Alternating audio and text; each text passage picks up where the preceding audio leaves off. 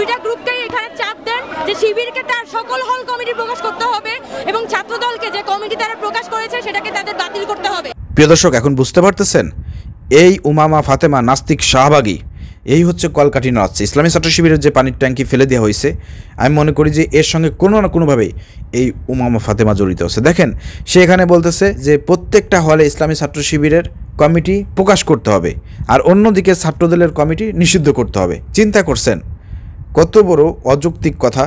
চিন্তা করছেন এই উমামা ফাতেমাই ষড়যন্ত্র করে ছাত্রছাত্রীদেরকে উস্কানি দিয়ে রাস্তায় নামাইছে। আমার কাছে ওইটাই মনে হচ্ছে। হ্যাঁ, তাদের রাস্তায় নামাটা একটু যৌক্তিক, কিন্তু ছাত্রছাত্রীদের মাথায় রাখতে হবে আপনারা যে যৌক্তিক দাবিতে রাস্তায় নেমেছেন সেটাকে ইসলামী ছাত্র শিবির, জামাত শিবির সাধুবাদ জানায়, আমরা সাধুবাদ জানাই, হল কমিটি আমরা কখনো চাই না।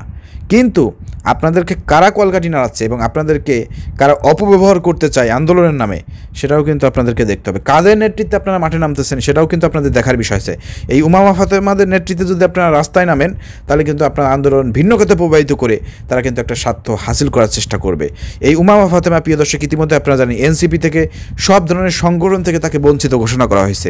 ইতিমধ্যে কোনো জায়গায় তার জায়গা হয় নাই। কারণ কি? সে কিন্তু সমন্বয়ক হিসেবে কিন্তু বড় মাপের একজন সমন্বয়ক, প্রধান সারির সমন্বয়ক।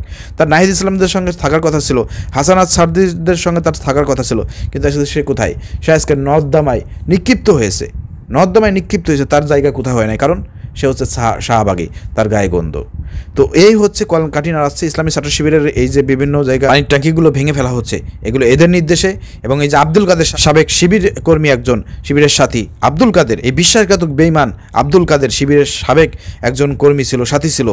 হ্যাঁ, তুমি শিবিরকে অস্বীকার করতেছো না, বড় নেতা হয়ে গেছো। 2 দিন পরে দেখো তোমার কি অবস্থায়। দেখো, তোমাকে সবাই থুতু মারবে, তোমার যে অবদান সব ভুলে গিয়ে মানুষ তোমাকে থুতু মারবে।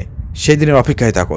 আজকে তুমি শেল্টার দিচ্ছ। যারা এই যে পানির ট্যাঙ্কি এখান থেকে সরিয়ে ফেলেছে এবং ভেঙে ফেলেছে, এদেরকে কারা শেল্টার দিচ্ছে? এই শাহবাগী নাস্তিক মোর্চার ছাত্র ইউনিয়ন, এই উমামা আর এই বাগদাস সংগঠন আছে, আব্দুল কাদের সংগঠন, এরা এই কাজগুলো করতেছে, এরাই শেল্টার দিচ্ছে ওদেরকে।